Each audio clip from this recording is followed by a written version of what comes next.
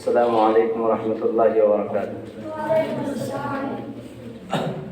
اپنے من میں ڈوب کر پاجا سراغ زندگی، اپنے من میں ڈوب کر پاجا سراغ زندگی، تو اگر میرا نہیں بنتا نہ بن، اپنا تو بن۔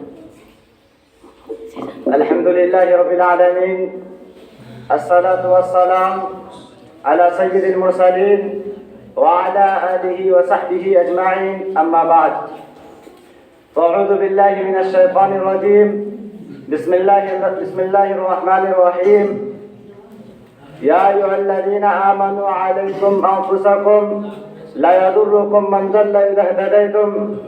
اے ایمان والو، تم اپنی اصلاح کرو، تمہیں کوئی نقصان نہیں پہنچا سکتا وہ لوگ جو بھٹکے ہیں جبکہ تم ہدایت یافتہ ہو۔ حضرات، میں نے ابھی آپ لوگوں کے سامنے جو آیت کلام اللہ پیش کی ہے، ایک اہم اور جامع آیت ہے۔ یہ آیت ہم لوگوں کو ایک اہم پیغام دیتی ہے کہ اس دنیا میں رہنے والا ہر انسان سب سے پہلے اپنے آپ کو بنانے، سنوارنے اور سدھارنے کی فکر کرے، اور آدمی کو سب سے پہلے اپنا محاسبہ کرنا چاہیے، اپنے اعمال کا جائزہ لینا چاہیے، اپنے کردار کو پرکھنا چاہیے، اپنے حالات پر غور کرنا چاہیے اور دیکھنا چاہیے کہ ہمارے اندر کوئی ایسی خرابی یا خامیاں تو نہیں جو اللہ کے نزدیک غیر پسندیدہ ہو، رسول اللہ صلی اللہ علیہ وسلم کی شریعت و سنت کے منافی ہو۔ اس لیے کہ کل قیامت کی ہولناک گھڑی میں، قبر کی اس خوفناک تاریکی میں کوئی کسی کا مددگار نہیں ہوگا۔ قیامت کے سخت دن میں تو ہر نفس کو نفسی نفسی کی پڑی ہوگی، یہاں تک کہ انبیاء و مرسلین بھی نفسی نفسی کہہ رہے ہوں گے۔ وہ ایسا شدید دن ہوگا جبکہ ماں باپ بیٹے سے، بیٹا ماں باپ سے، بھائی بھائی سے، دوست دوست سے بھاگا پھرے گا۔ ہر شخص اپنے اعمال کا ذمہ دار ہوگا، ہر فرد کو اپنا حساب دینا پڑے گا۔ قرآن چیخ چیخ کر پابند دھول اعلان کرتا ہے، وَلَا تَزِرُ وَازِرَةٌ وِزْرَ أُخْرَىٰ۔ اس دن کوئی کسی کا مددگار نہیں ہوگا، کوئی کسی کا بوجھ نہیں اٹھائے گا۔ حضرات، قرآن ہمیں اپنا محاسبہ کرنا اور اپنی فکر کرنے کی بار بار تلقین کرتا ہے۔ ارشاد خداوندی ہے، یا ایھا الذین آمنوا اتقوا اللہ ولتنظر نفس واتقوا اللہ ولتنظر نفس لغد ما قدمت۔ اے ایمان والو، تم اللہ سے ڈرو، ہر جان جائزہ لے کے کل قیامت کے دن کے لیے اس نے کیا بڑھایا ہے۔ پھر اللہ تعالیٰ پھر کہہ رہے ہیں کہ اللہ سے ڈرو، یقیناً وہ جانتا ہے جو تم کیا کرتے ہو۔ اللہ تعالیٰ نے پھر دوسری جگہ ارشاد فرمایا، لا یکلف اللہ نفسا الا وسعها ما لها ما کسبت وعلیہا ما اکتسبت۔ اللہ تعالیٰ نے جس انسان کو اس کی طاقت سے زیادہ کا مکلف بنایا ہی نہیں ہے۔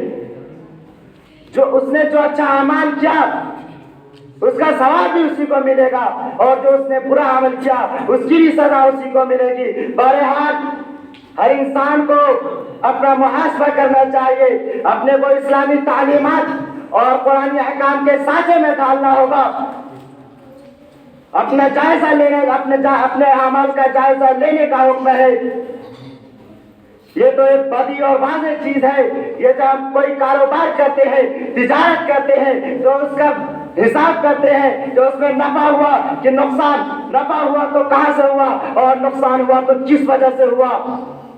یہ تو ہماری دنیاوی زندگی کا معاملہ تھا، یہاں تو ابدی زندگی کے حسن و قبح کا معاملہ ہے۔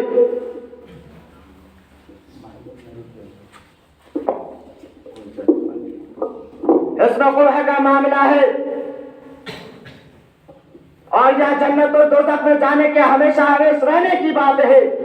حضرات، برادران اسلام، آج ہمارے اندر ہم اپنی کمی، کوتاہی، برائی، بد اخلاقیوں کو دیکھنے کے بجائے، اپنے برائی کو دور کرنے کے بجائے دوسروں کے عیوب تلاش کرتے ہیں۔ اپنی بڑی بڑی برائیاں نظر نہیں آتے، اپنے اندر کے خامیاں نظر نہیں آتی، دوسروں کے عیوب پر نظر ڈالتے ہیں، دوسروں کے عیوب پر نظر ڈالتے ہیں اور دیکھتے نہیں کہ ہم کیا کر رہے ہیں۔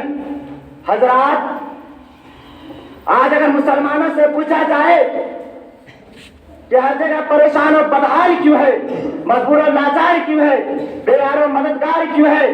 تو جواب ملے گا کہ ہمارے دشمن ہم کو تباہ و برباد کر رہے ہیں, ہمارے خلاف سازشیں رچی جا رہی ہے, ہمارے ساتھ ناانصافی کی جا رہی ہے, مغربی ممالک ہمارے خلاف متحد ہے.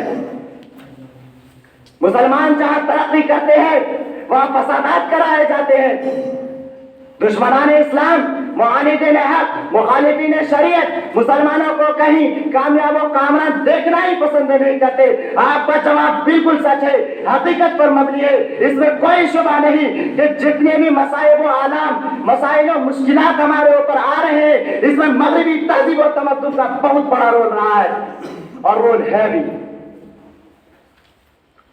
دشمنان اسلام اپنے عمل و کردار سے کر رہے ہیں, وہ فاقہ کشف موت سے ڈرتا نہیں ذرا, وہ فاقہ کشف موت سے ڈرتا نہیں ذرا, روح محمد اس کے بدن سے نکال دو, فکر عرب کو دے کے فرنگی تخیلات, فکر عرب کو دے کے فرنگی تخیلات, اسلام کو حجاز و یمن سے نکال دو.